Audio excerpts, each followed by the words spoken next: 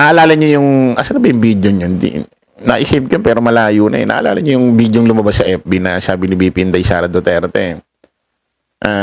May mga bank accounts daw siya ron sa bangko. Pero hindi niya raw alam bakit meron siyang mga bank account. Naalala niyo yun? Tapos hindi rin daw alam ng mga bangko na mayroong existing na bank account na nakapangalan sa kanya. Hindi niya raw alam yung bakit may ganon. Hindi rin daw alam ng mga bangko. So, ibig sabihin, yung ganong pananalita, mga kababayan, meron na agad dinideny. Ano kaya nilalaman ng mga bangko na yun? Magkano kaya mga nilalaman nun? Ano? Baka bigla na lang magbigay ng payag to si BP Sara ng ganito. May mga nagbukas ng bank accounts ko, hindi ko alam kung sino. May mga nagpasok ng pera, paninira yan.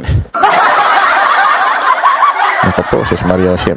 Wala nang kasusta-sustansya mga palusot nito ni BP Inday Sara Duterte, mga kababayan.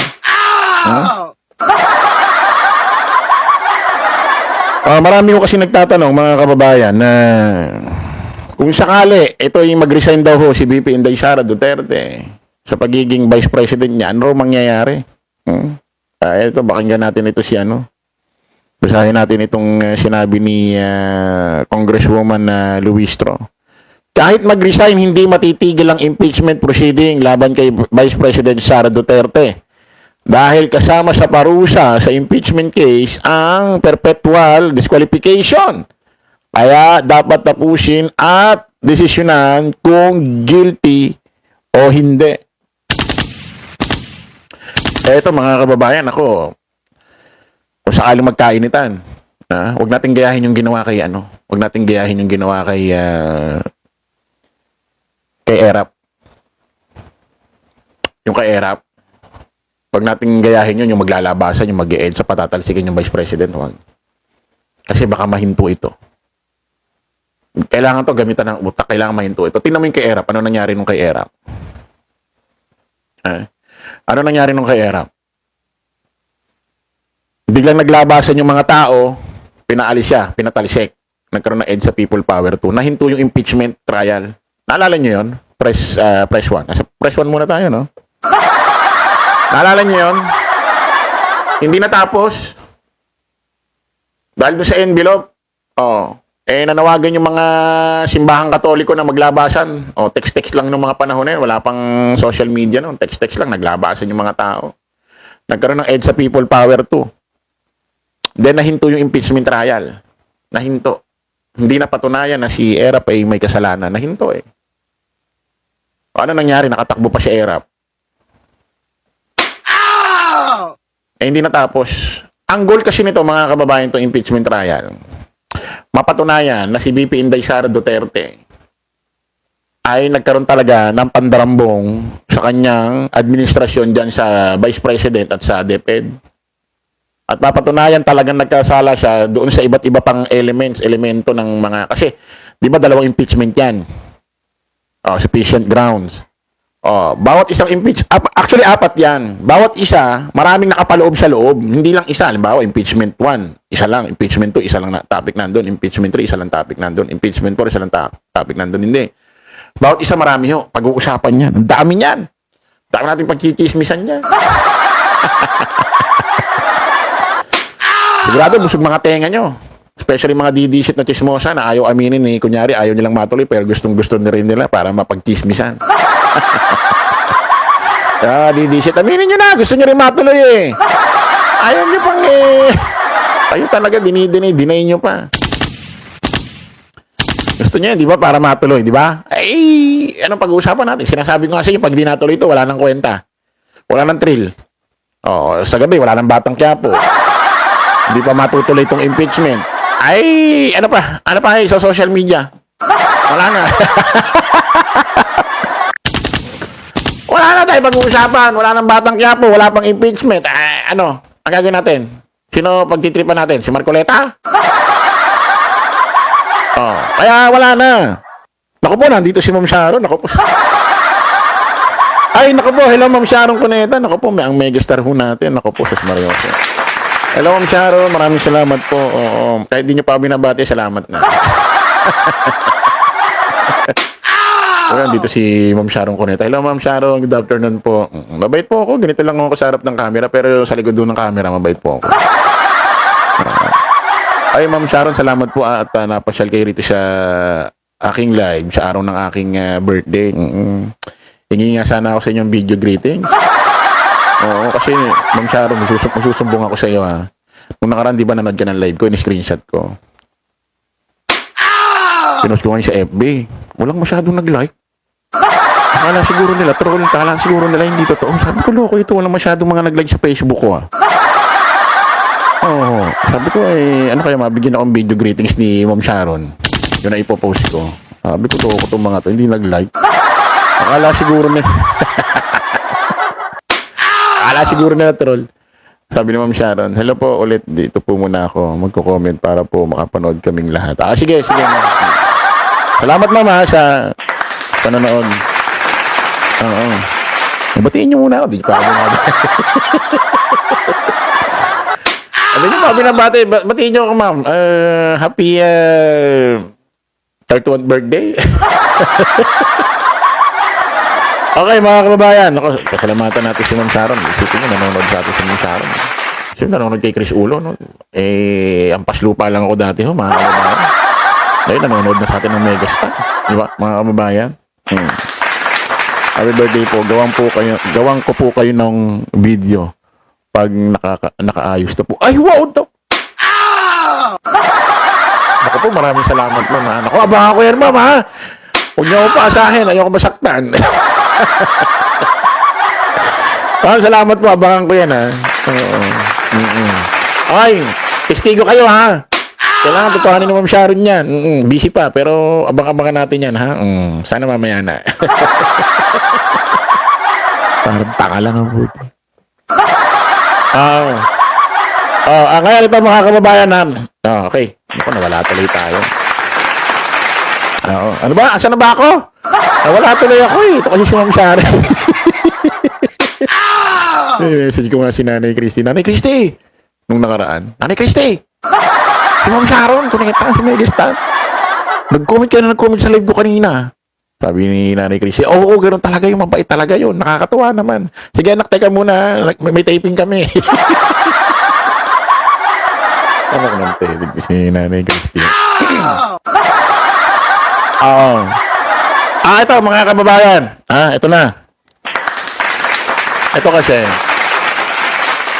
Kung sakali si VP Inday Sara Duterte mga kababayan, kasi ang goal nga ng impeachment trial, no, sinabi ko na sa inyo mga kababayan,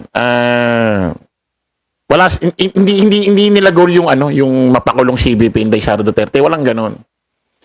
Hindi nila mapapakulong. Chris Udo, anong benefits niyan? Anong para sa yung ginagawa nila? Unang-una, para mapatunayan sa taong bayan kung ano ba talaga nangyari doon sa pera sa DepEd at sa OBP. Ano ba? Nilunok ba ni Sara? O... Sabi ko nga sa inyo mga kababayan, ito si VP Inday Sara Duterte, kauna-unahan nung nagkaroon ng posisyon sa National Vice President. Kasi lagi lang nandun sa Davao yan, di ba? Doon lang lagi lungga niyan, eh. First time niya rin nakahawak ho ng ahensya ng gobyerno. National, yung DepEd.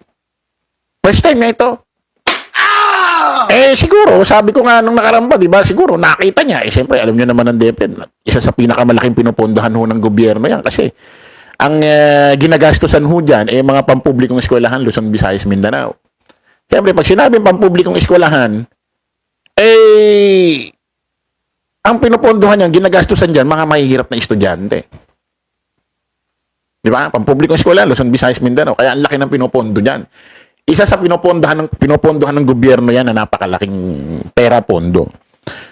First time niyang nakahawak ng ahensya ng gobyerno. First time niya rin nakapwesto sa National OBP. Siguro nakakita niya yung pera ng DepEd. Siguro nang laki yung mata, no? Ma'am Sharon, siguro nang laki, no? Pintamin ba? Nalula siguro sa pondo ng DepEd. Ang daming pondo nito. May mga confidential fund pa. Ibig sabihin, pag confidential fund, pag sakaling may nangurap nito, hindi malalaman kasi confidential nga eh.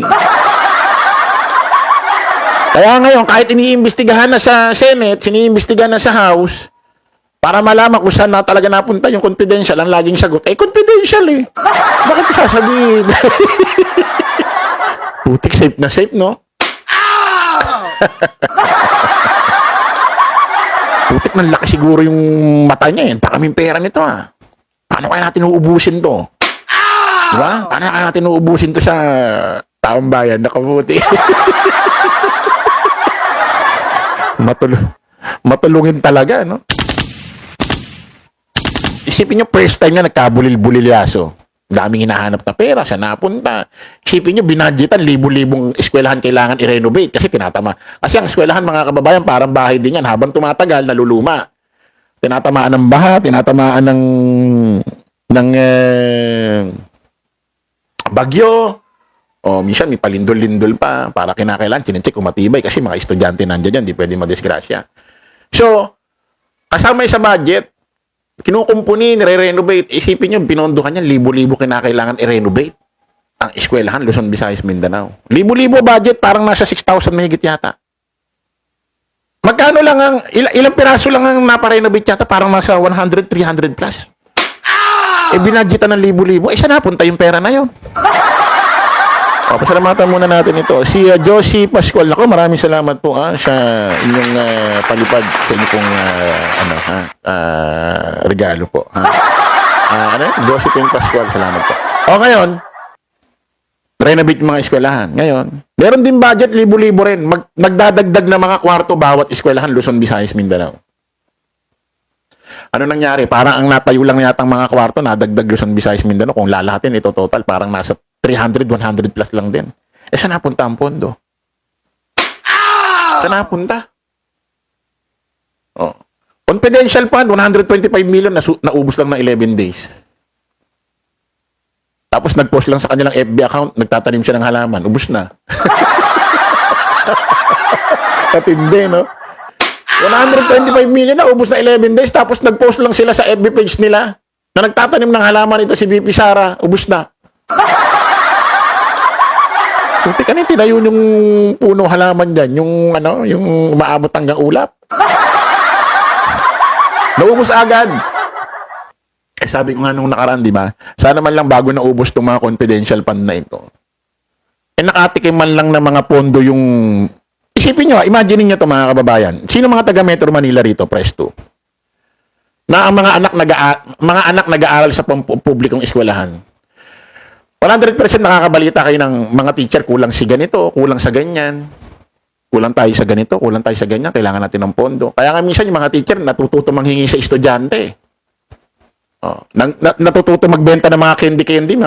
Anong panahon ko ganun eh. Natututo magbenta ng kung ano-ano para makabiling eraser, chalk.